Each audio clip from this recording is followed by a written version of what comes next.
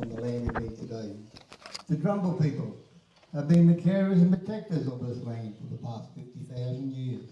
I'd like to start off by acknowledging the elders, past and present.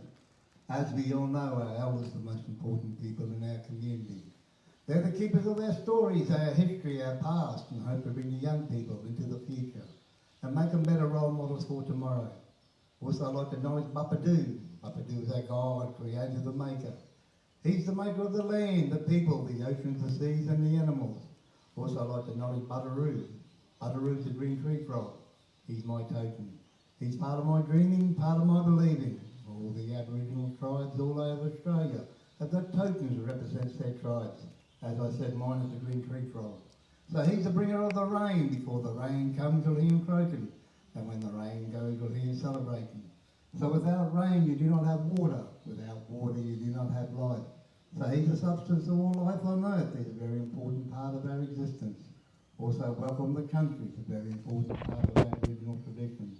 All the Aboriginal tribes all over Australia for tens of thousands of years have done welcome the country. To welcome people onto their land, it's about having respect for the land and having respect for the people of that land. The Drumble area, we take in a vast part of central Queensland. We go out west to Gaganga Range, down south to Raglan Creek.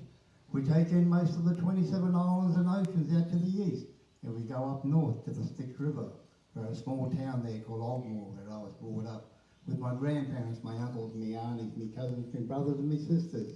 And we learned a lot of our traditional ways and did a lot of our traditional hunting around that area. Within the Drumble area, we got 4 major tribes. On the other side of the Gracemere area, we've got the Warrigal tribe, which goes out to Gaganga Range, up to Marlborough and down to Raglan Creek. Where we are now, we're in the Tanuval tribe, which takes in Gracemere, Rockhampton, Raglan Creek, Emu Park, Yeppoon, and up to the wetlands on the other side of Uwasaki. Then up along the coastline, we've got Ninja Bull, which goes up to Townshed Island. Then up around the Shellwater Bay area, we've got Kurrumbara, which goes up to Marlborough and out to Raglan Creek, and back down to the wetlands on the other side of Uwasaki. Within those 4 major tribes, we've got 20 smaller tribes. Each one has its boundaries, which are covered by the oceans, the rivers, the creeks, and the seas. And no tribe is ever allowed to go onto anyone else's land unless they were going to give us permission. They went onto someone else's land without permission. They would either got speared or either got put to death. Because as I said before, it's about having respect for the land and having respect for the people of that land. Up around the Shellwater Bay area, if one tribe wanted to go onto someone else's land, they come up to the boundary and they sit there in a semicircle. 2 or 3 women from that camp would come up to those men and light a fire. They'd go back to the camp and then 3 or 4 men would come and join that circle. They sit there in silence, and after a while they start wailing and crying, then they start laughing and joking. Then the tribe from that area would invite the men if they were there for a ceremony or a dance. They'd exchange gifts, such as spears or boomerangs or different artefacts. Then the tribe from that area would invite them into a buria ring, which is a circle on the ground about 3 or 4 metres in diameter, usually covered around by rocks. The tribe from that area would go into that buria ring and start dancing. After a while, they'd invite the other tribe in. The reason why they do this, they say, you're welcome to our country. While you're in our country, you're protected by Bapadu, our God, our ancestors and our elders. And on your journey home, you'll also be protected. So by me doing a welcome for you here today, while you're on our country, you are protected by Bapadu, our gods, our ancestors and our elders. And on your journey home, you'll also be protected. This is why the Aboriginal people of Australia are the longest continuous living race of people on this earth, because they've always had respect for the land and had respect for the people of that land. So on behalf of the Drumble people, I'd like to welcome you all here onto our country, especially this area around here, which was a ceremony area for our men. So on behalf of the Drumble people, I'd like to welcome you all here today, and thank you very much.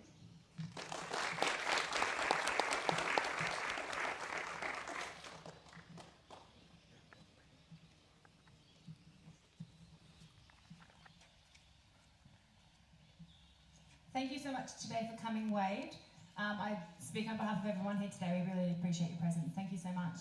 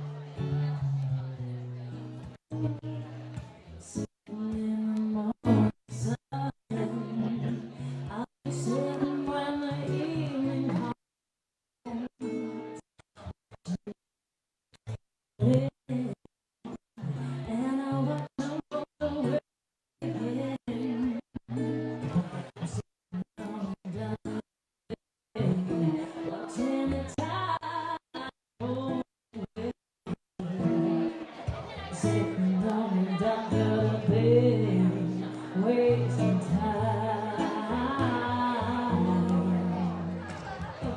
Left my home in Georgia, heading for the Frisco Bay.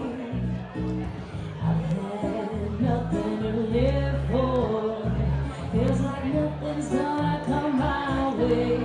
So I'm just gonna sit here on the doctor bed.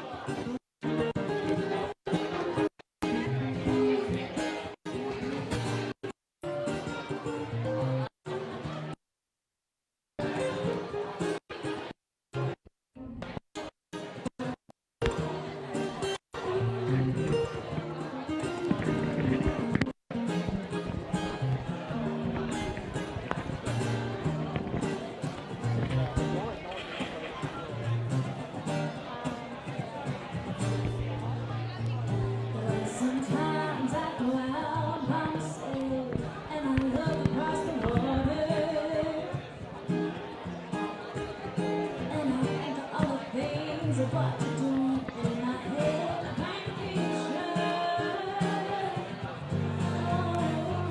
Since I'm going home, my mom has been a mess, and I miss your days there. Don't you know?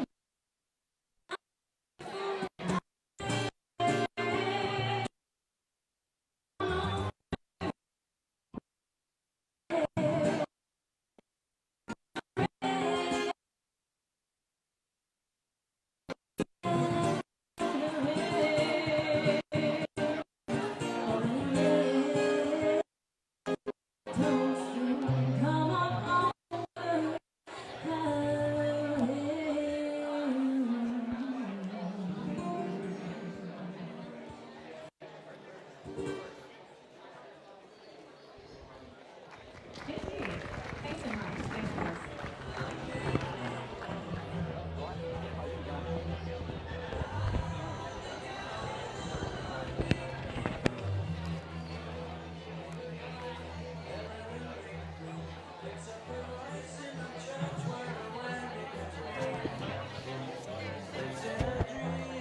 Waits at the window, hearing the face that she keeps in a jar by the door.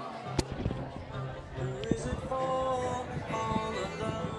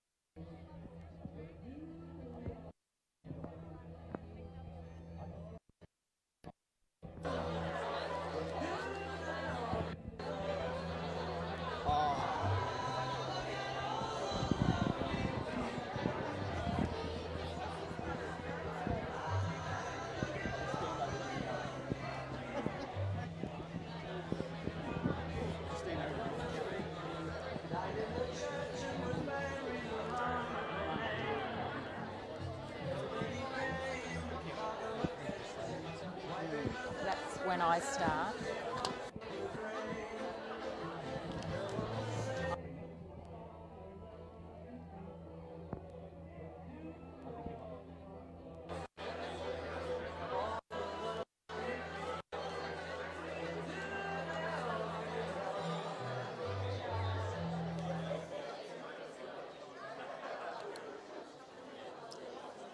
Good morning. Thank you. Welcome to the launch of End Loneliness Incorporation. I'm Kim Harrington and I'm the Associate Vice President for CQ University, Rockhampton and Central Highlands regions. And I have the pleasure of being your MC this morning. I would like to really thank from the bottom of my heart everyone for attending today, and particularly my committee members and members of staff that have made End Loneliness to what it is today. So thank you for that. And in acknowledging people arriving and coming along today, I would particularly like to acknowledge here joining us, we have Brittany Lauger, MP for It's only in the Keppel. last 2 years and I've started to get burned. Mr Steve Williamson, Chief Executive of Central Queensland Health and Hospital Services. Mary Carroll, CEO of Capricorn Enterprise, yes. Cherie Rutherford, Councillor for Rockhampton Regional Council. Fiona Colson, Deputy Vice President, Educational Strategy and Innovation. And we have apologies from Michelle Landry, MP Capricornia, Barry O'Rourke, MP Rockhampton, Tony Williams, Mayor Rockhampton, Andy Ireland, Mayor of Livingston, and unfortunately our Vice Chancellor of CQ University Australia, Nick Klomp. So Nick was going to be here in person, and then with COVID it couldn't be in person. And then Nick was going to be here virtually, but he is now coming out of Victoria, so he is literally in an airport or a plane at the moment. Thank you to Aaron and Celeste for the Beatles song just now. Eleanor Rigby, or perhaps more commonly known to us as All the Lonely People. 2021 marks the 55th anniversary of this particular song.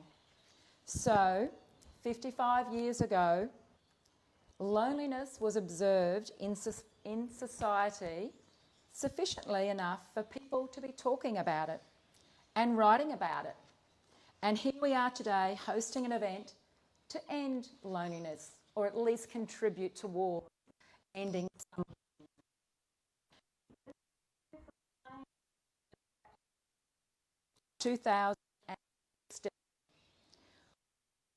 Rockhampton Region Engagement Committee hosted a loneliness forum.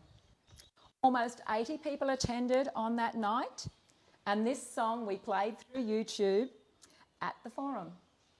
From the song that was 50 years old at that time, 2 lines in particular resonated with the committee. All the lonely people, where do they all come from? Well, at the forum, we discovered in our communities that they came from all walks of life, all socio-economic backgrounds, and all ages. Youth, young adults, the people that we think are most connected and most busy. Elderly, who we often recognise, yes, they are isolated in their homes, and so perhaps we think loneliness is only associated to older people.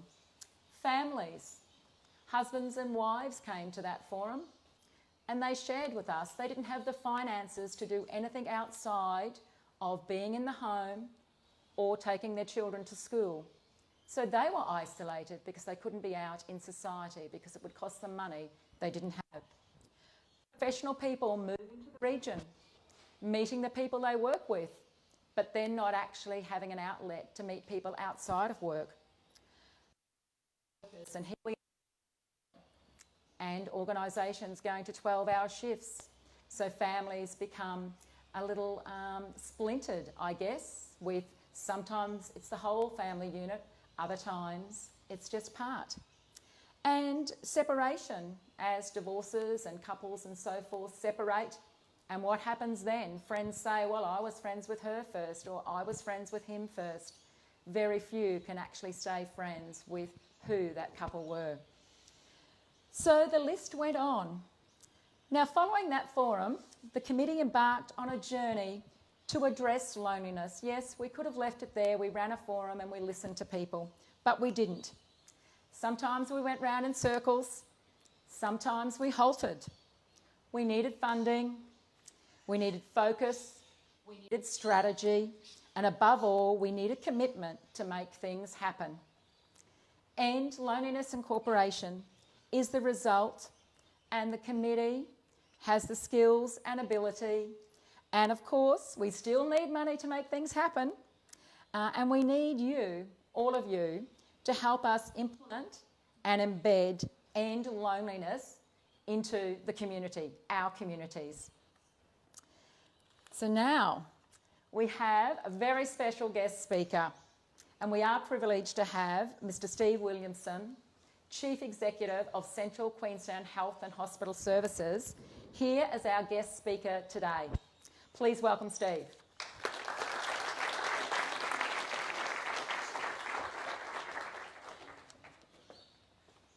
Thank you, Kim. Look, can I first start by acknowledging the traditional owners of the lands on which we meet the Durrumbal people and pay my respects to elders, past, present and emerging, and acknowledge elders and emerging elders that are joining us here today, and also to say thank you to Uncle Wade for such a fantastic welcome to country. We're meeting on Durrumbal land, so can I also say Gudamulli, which is hello in the language of the Durrumbal people. Today really is a special and an important day as we launch this End Loneliness campaign. And the first thing I'd want to do is acknowledge the work of everyone involved in bringing this ambition, this partnership, this community leadership together as we seek to end loneliness in this central Queensland region. And as Chief Executive of your hospital and health service, I can tell you that I see the health impacts of that, the health impacts of loneliness every single day on our health services across our region. It's an issue for us locally, it's an issue regionally, it's an issue nationally, and also there is more and more evidence to say this is a global, international area of importance. So it's so fantastic to see work happening here today to address this right here in our region. We know that loneliness is influenced by a whole range of factors. Kim's mentioned some of them: migration, cultural identity, bereavements, leaving home, redundancy, change in work situations, personal factors. Many issues can trigger and support loneliness. And people will often say it's so distressing, that feeling of a lack of connection to other people, or the need for more connection, more depth of connection with their social relationships. We know there's a wealth of data in respect to this. The Australian Loneliness Report of 2018 said at least 1 in 4 Australian adults are lonely. That was back in 2018. That figure was stark then, but we know the impact that COVID has had on increasing that isolation and increasing the situations and the number of people who say that they are lonely. That study identified some of the health impacts of loneliness. So we know that if you're lonely, you have a significantly higher chance of poor mental health. We know it increases the likelihood of feeling anxious, of feeling depressed, and we know that those things can have an impact on exacerbating those feelings of loneliness. At least 15% increase in the likelihood of experiencing depression if you consider yourself to be lonely. But more than that, it impacts on physical health. We know that loneliness leads to poorer sleep, to more headaches, to increased stomach complaints, to more frequent respiratory infections. There's evidence now to say it's linked to high blood pressure and an increasing prevalence of heart disease. So when I say that I see the impacts of this right across our health service, I do, and our teams do. At a national level, the Ending Loneliness Together is a national project that aims to do what you're delivering here, to improve awareness and to reduce the negative effects of loneliness. At a global level, the Global Initiative on Loneliness and Connection seeks to bring a global community together to share experience, to share innovation, and to share actions to tackle social isolation and loneliness. So to see End Loneliness here in Rockhampton, to bring that global, national and state desire into action locally is fantastic. And as Kim said, before COVID, the research that was done here showed that this is an issue. 40% of people in this region can feel lonely. We know that's an issue in our older population. We know it's an issue for newer residents, people coming into the region temporarily or for the first time. So it's a delight for me as Chief Executive of the Health Service to lend my support to something that started back in 2016 with Kim's vision, with CQ University's support and with the Regional Engagement Committee.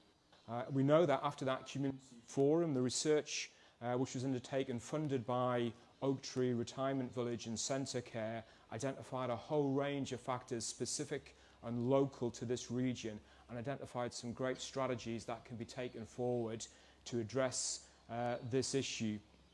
As a hospital and health service, we've been part of that engagement since its start, and I'm really delighted that we continue that. And I'd like to say thank you to Nari for leading our hospital and health service support into that. And to see the specific steps, the 4 pillars: Hello Neighbour, Smile Zone, a connectivity pack and conversation corners going forward, they're real steps that can help to address loneliness, to support positive interactions, to support behaviour and help people feel more connected. We know that that can be one of the things that tackles loneliness. I would particularly like to acknowledge Matthew Doyle for Matthew's leadership. Look, the passion and determination of the whole committee has been absolutely outstanding, and every one of those people have made great contributions. But I would particularly like to acknowledge the work and the leadership of Matthew and his personal commitment and his personal leadership. And I might ask everyone to join me in acknowledging that and thanking that.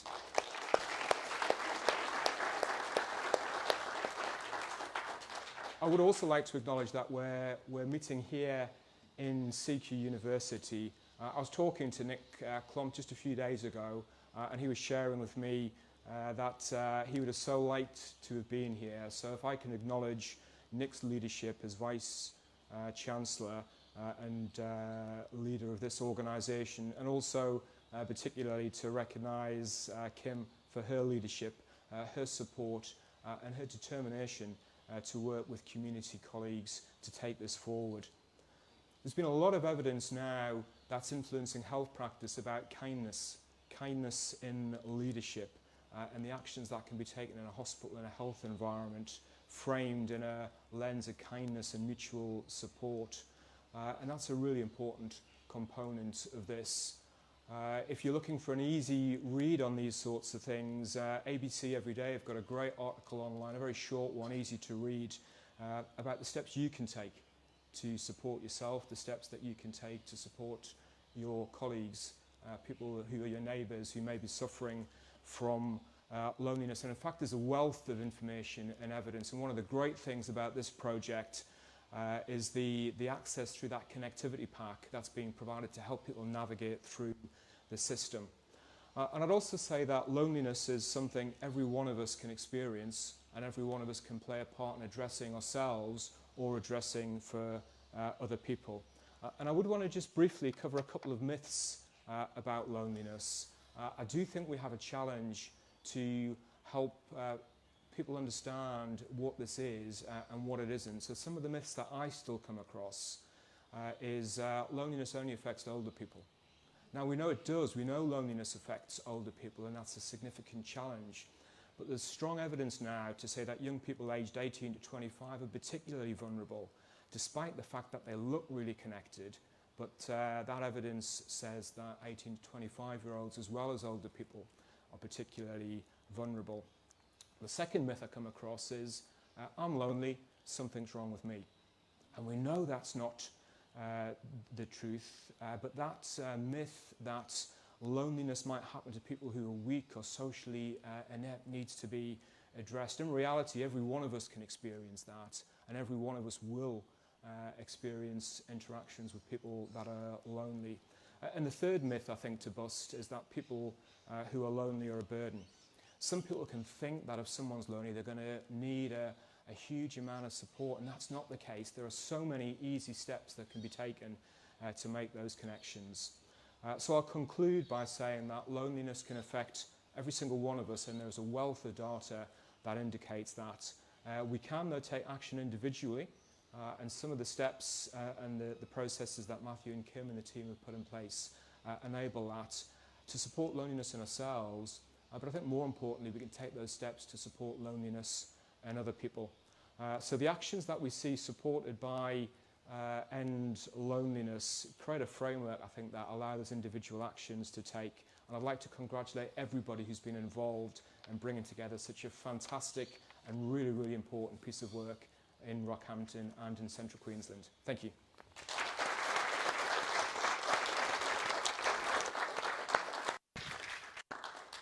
Thank you so much for that, Steve. And we know you are really, really busy, and it takes time to prepare a speech and then present out of your busy day. The insights and the information you have shared, I was ticking over in my mind, oh, we must check that out, we must do that. But it is very encouraging to the committee and the community to have the backing of CQHHS and that recognition that loneliness can impact or affect anyone at any time, and there can be some simple solutions. So thank you for that sharing of information, Steve. I now call upon Mr. Matthew Doyle, the President of End Loneliness Incorporation, to speak.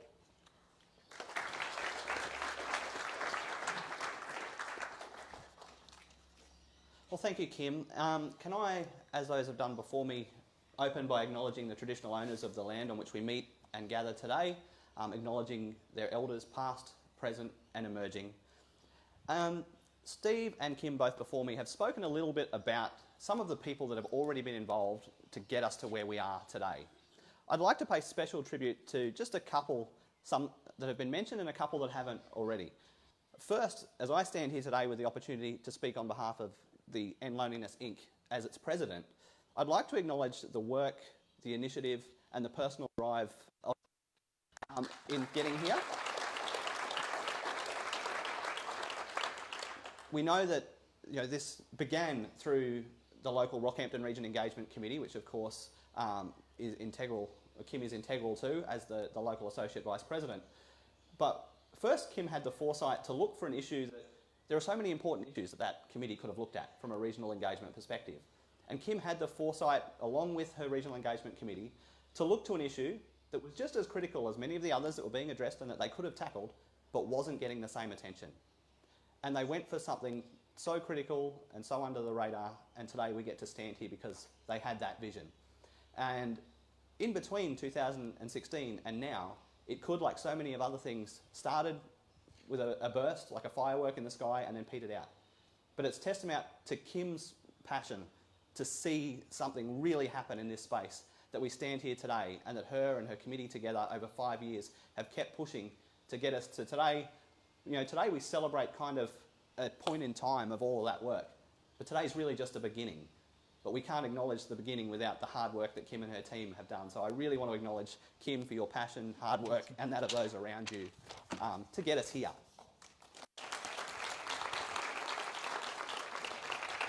There are two other people with us today that haven't been acknowledged that I do want to personally acknowledge. The first up here is Desley Cowley. Desley was the chair of I think it was the End Loneliness subcommittee of the Regional Engagement Committee, was heavily involved in the early days, has done an awful lot of work during those times. And so I really want to acknowledge you, Desley, thank you for being here today, but also acknowledge all of the work that you have put in to get us to where we are at this point today. The other person I want to acknowledge has no idea I'm about to do this to them, but behind the scenes has put in an awful amount of work.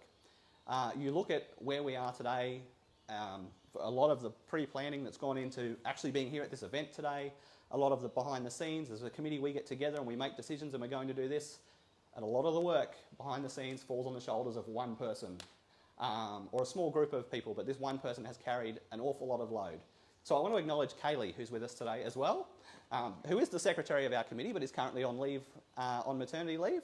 But I want to thank you, Kaylee, for the amount of work that you put in, often unseen by everybody else, to get us where we are today. So having acknowledged these people, Steve and Kim have both spoken about the problem that we're here to address, and I will touch on it a bit more as well. But if we were to sum up exactly why are we here, it can't be summed up any better than to say this. In a global community more connected than at any other time in history, increasing numbers of people of all ages, of all circumstances, religions and cultures are becoming more isolated, more disconnected and more lonely. That's why we're here, to start something to change that. The name End Loneliness sums up our mission perfectly. We're not here to just kind of do something little. We're here to end the epidemic of loneliness. And that's what we set off on, the journey we set off on. And loneliness is an epidemic. Today we hear a lot about a pandemic. And often when we talk about loneliness and isolation, it's easy to simply focus on the pandemic-induced isolation and loneliness. But it's been a big issue for a long time before that. And if we don't do something, it will keep being a big issue for a long time after the pandemic has been consigned to history. Loneliness doesn't discriminate. Loneliness is across all ages. It is, as Steve said, a worldwide problem. It's across all economic and social sectors. It lives in rural and remote areas. It lives in metropolitan cities. And it can live in somebody surrounded by people. In the early research that has been acknowledged was a partnership between CQU, Oaktree and Centacare. It was found that 40% of people identified as being lonely. 40% identified as being lonely, you can guarantee the real number is an awful lot higher. The key is loneliness leaves no part of our society untouched. Steve touched on mental health and loneliness. And the fact is, loneliness and mental health are symbiotic. Loneliness can lead to significant mental health challenges. experiencing mental health challenges can lead to loneliness and isolation. The two are cause and effect of one another. But what we've got to be careful to do when we talk about loneliness and isolation is not, or loneliness and mental health, is not simply lump them in a basket together. Because yes, they are symbiotic of one another. Yes, they are cause and effect of one another, but they are not one and the same. And if we leave loneliness to simply be a chapter in the mental health book, we will leave a lot of work undone. Loneliness touches every part of a person's health.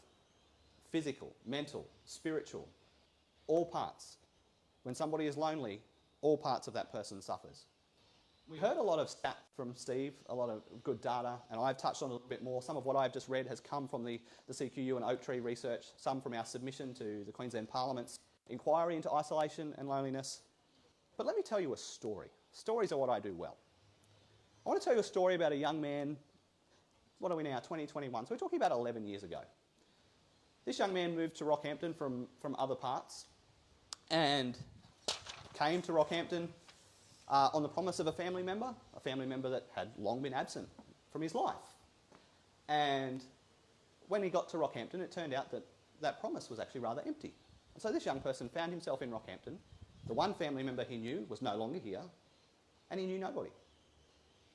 And that was easy enough for that person to go and find a job and get working and sort of involved in community again, but he'd go home at night with nobody, living in a less than ideal place to live, and still found that despite going to work every day and making good friends, there was nobody around the person in their world.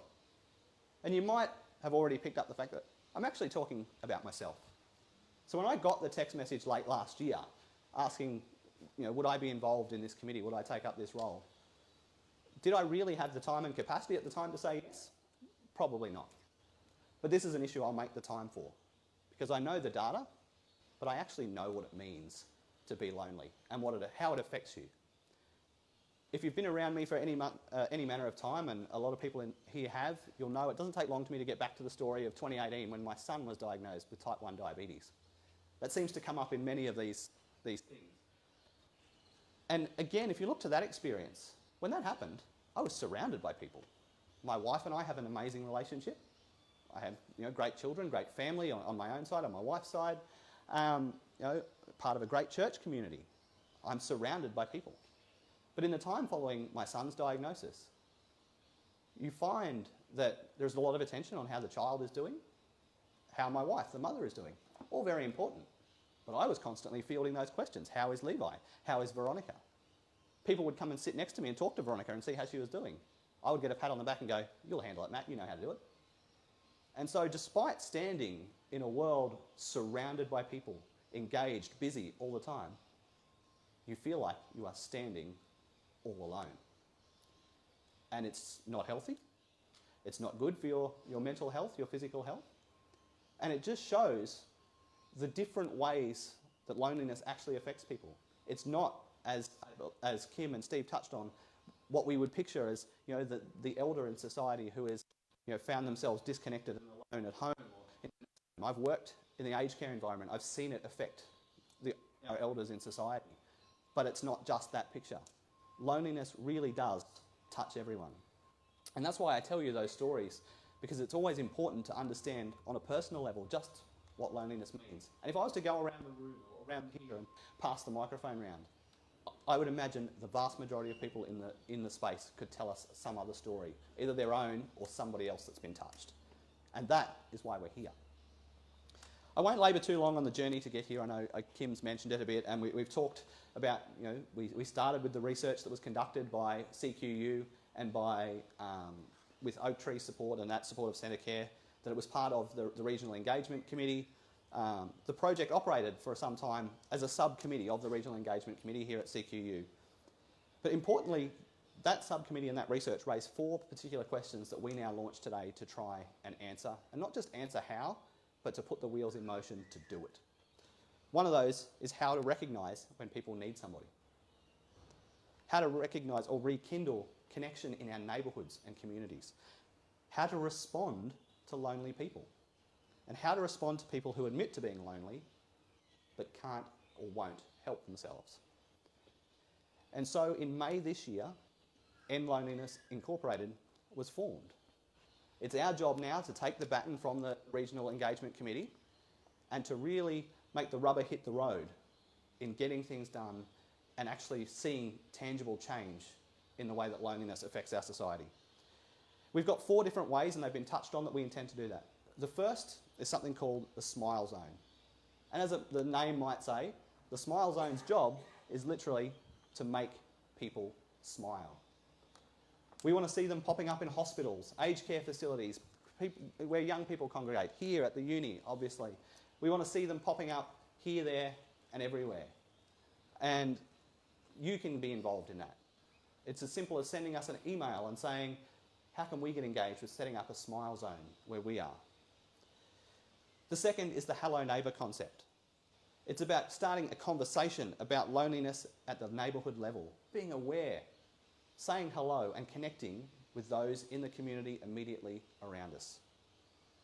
Connectivity Pack is another project that we will be starting in the future. And again, it's about enabling people to connect to the community around them. I can't sum it up any better than that. And the next and last initiative I want to speak of is the Conversation Corner. Exactly again as it sounds, creating spaces for people to connect through the power of conversation and personal story and community. Having touched on those 4 initiatives, before I close, I just want to acknowledge the team that are around us today. You'll see 10 people around the room, around the space, in these blue shirts. The people in these blue shirts come from all different walks of society. We've got the university, business people, CQ Health and Hospital Service. We've got people from the not-for-profit space. It is across our community, and it represents the fact that this issue is across our entire community. And so I would like to call on everybody today to find your way to get involved. We're launching End Loneliness Inc. today.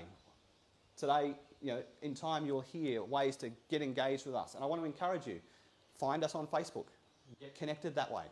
That's the first place you can start. Send us an email. Get on our mailing list. We have forms here today that you can write down your name and your email, and we will put you on our mailing list. We have a website, endloneliness.org.au, that will have, in time as we build out the resources and the information about what is going on and how you can get involved, that you'll be able to visit. I want to close this morning by invoking a comment that I believe is attributed to the great innovator Steve Jobs, who said that it's the people who are crazy enough to think that they can change the world who will ultimately do it. And so as I look around the room today, I know that these people here in the blue shirts are crazy enough to think they can change the world. But as I look around here, I believe I'm staring at a group of people who are just that crazy, who are bold enough to believe that we can change the world and that we can not just talk about loneliness, but that together we can end this epidemic forever. Thank you.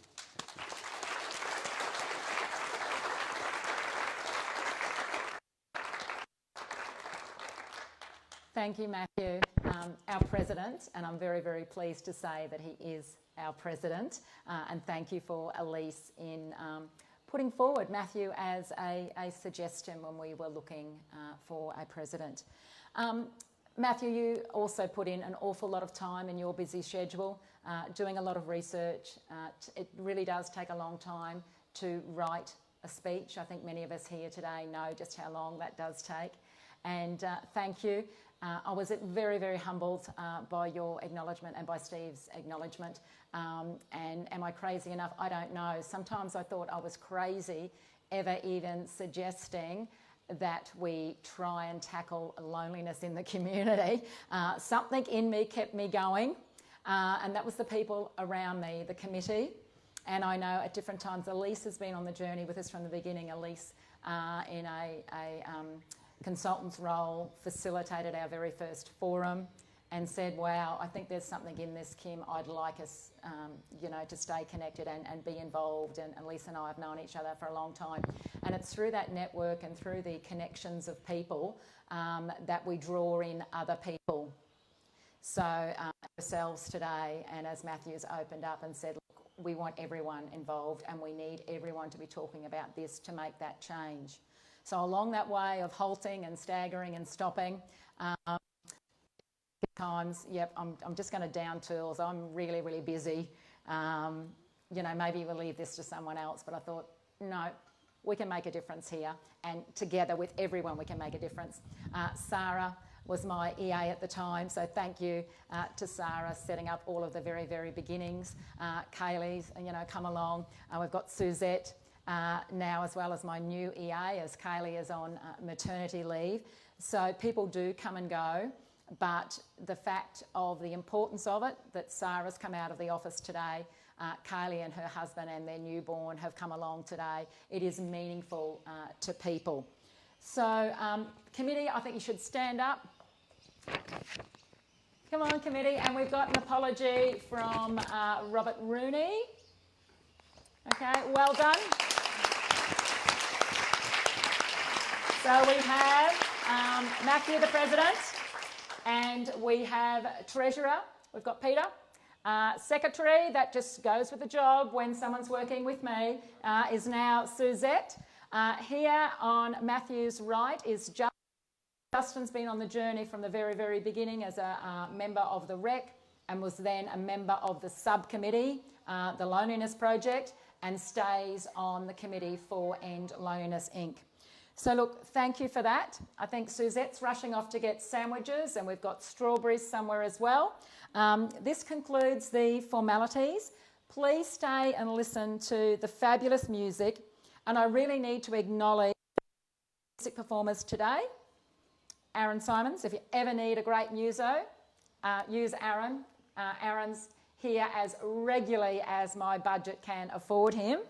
And Aaron has a repertoire of singers and musicians that he brings along with him.